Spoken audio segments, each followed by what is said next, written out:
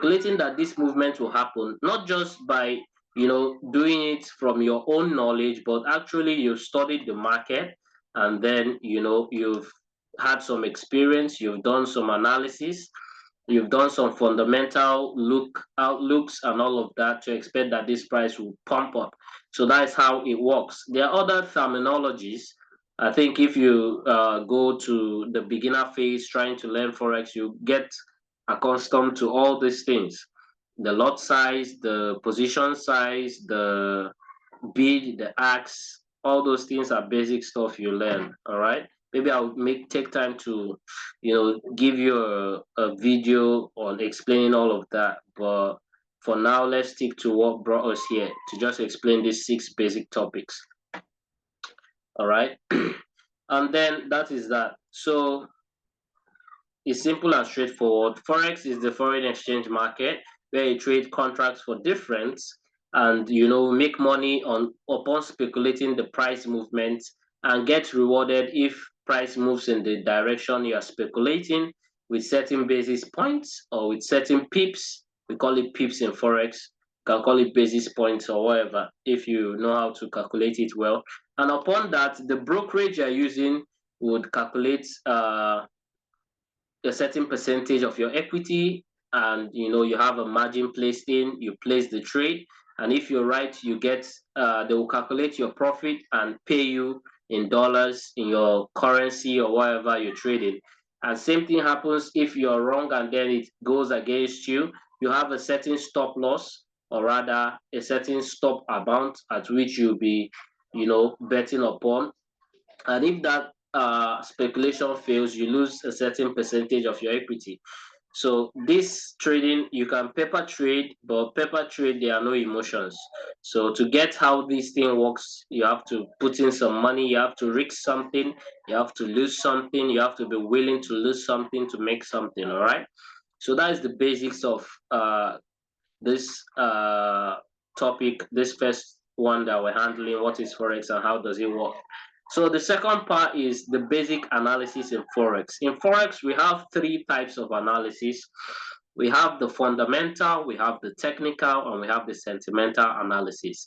Now, fundamental analysis is when you go to your Forex factory, you're looking at the news, you're looking at the Powell speech, you're looking at FOMC, you're looking at NFP, you're looking at GDP, you're looking at CPI, PPI, you're looking at consumer price index, you're looking at the inflationary aspect of the CPI, consumer price index, you're looking at bank rates, you're looking at geopolitical events, you're looking at elections, you're looking at Trump speaking and all of that stuff. So that's fundamental analysis.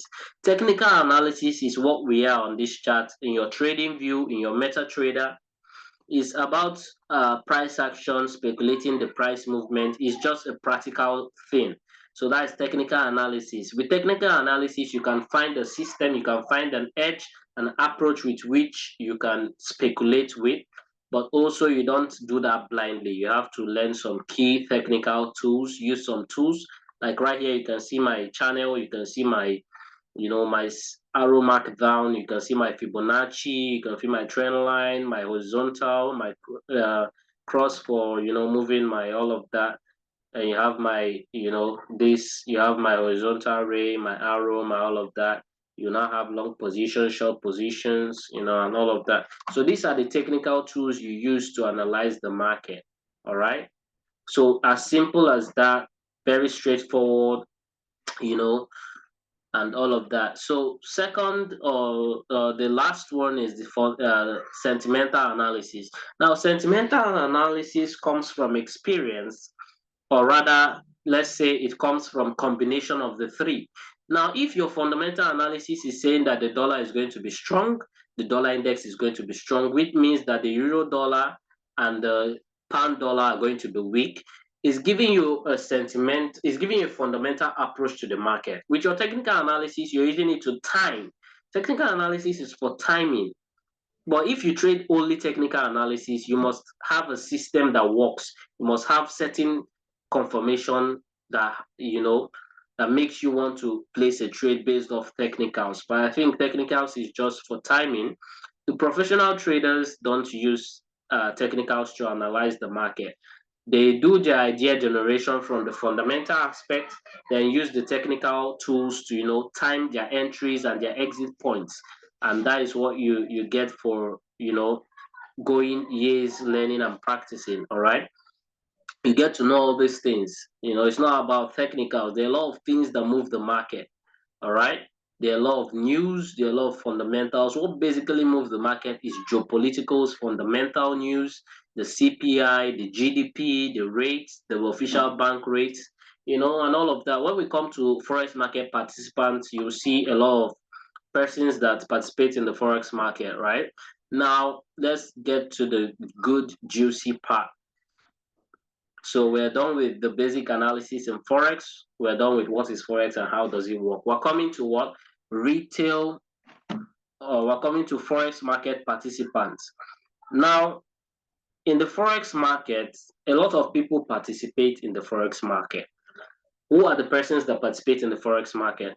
We have the big banks, we have the institutions, the pension fund, we have the investment banks, we have the small banks, we have the what do you call them?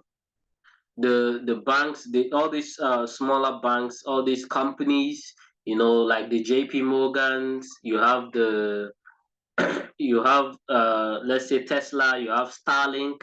They participate in the market, but from a whole bigger level, because what they're trading in volumes, and they don't trade shares by themselves. They do that through professional traders who have been in the field, who have the knowledge, the experience, the risk exposure, and the right knowledge to advise their clients on what to do. Example, if Microsoft wants to buy a share of, you know, let's say they want to buy a share of Tesla, they want to buy certain shares of Tesla. They don't just go and say or tell the CEO that I want to buy shares. They meet professional traders and, the financial guys, the big financial banks and all of that. And you have their professional traders come and have a board meeting and sit and talk about the risk, talk about the risk exposure, talk about the gains, talk about the long-term view, and a lot of things that they talk about, they put into consideration before even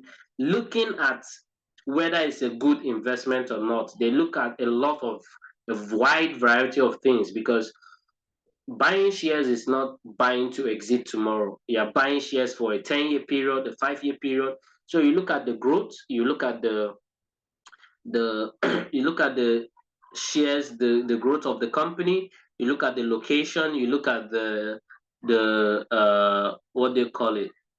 The rules, or rather the rules, or the country is situated in, their rules, their setting, how they work, their judicial system, and all of that. You look at a whole lot of things before you go to buy shares from that company. So you're not doing it yourself as an investor. These are the guys that are paid to do it, and then you talk on the percentage or whatever, which of course when they hit that percentage, you have your 50-50% cut, or 70-30, or all of that. So these are the forex market participants: the big banks, the small institutions, the big institutions, the pension fund, and all of those people that trade in the forex market. Now, going down to the retail trader growth. Who is a retail trader? A retail trader is a trader that trades with a capital or uses an equity less than $5 million to trade. Now, if you're trading less than $5 million, you'll be considered a retail trader, because the professional traders trade from 5 million to billions of dollars. They don't trade small positions or position sizes. They trade very huge positions. So let's put it on a very conservative approach. Let's say a retail trader is someone who trades less than $1 million in the financial market. So as a retail trader, if you're trading with $900,000, you're a retail trader, you're not a professional trader. The professionalism of a trader is when you're able to manage funds for the big guys. Like, let's say the Prince of Arab gives you some certain amount and tells you that he wants you to help him, you know, look after this money,